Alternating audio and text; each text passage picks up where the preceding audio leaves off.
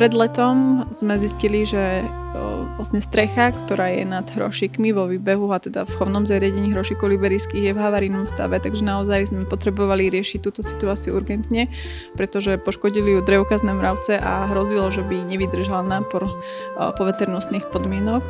Takže sme rozposlali výzvu, na čo sme strašne veľmi radi, že ste pozitívne reagovali a pomohli nám rekonštrukciu naozaj finančne zabezpečiť.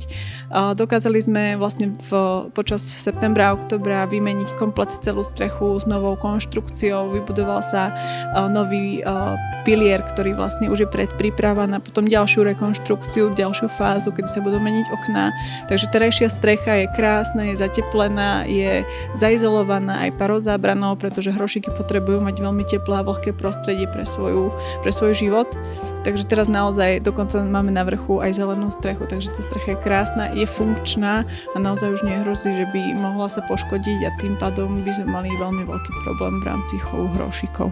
Po 16 rokoch sa nám konečne podarilo mať mláďa, ktoré sa volá Debbie a rodičia sú Pavlík a Dimba. Samica so samcov sú oddelení preto, lebo samica je veľmi teritoriálna a mohla by napadnúť samca.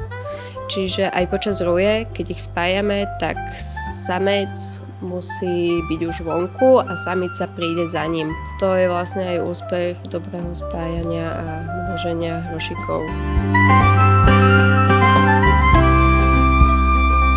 Počas jarného obdobia, keď sa už oteplia hrošiky, teda budú môcť chodiť do vonkajšieho výbehu, budeme meniť okná, pretože to je vlastne v rámci energetických kríz a úspor jedna z veľmi dôležitých položiek, ktorú potrebujeme zabezpečiť, aby tie okná boli znova funkčné, prípadne aj také, cez ktoré by ich potom návštevníci hrošikov mohli počas toho zimného obdobia vidieť, pretože počas zimy hrošiky von nechodia.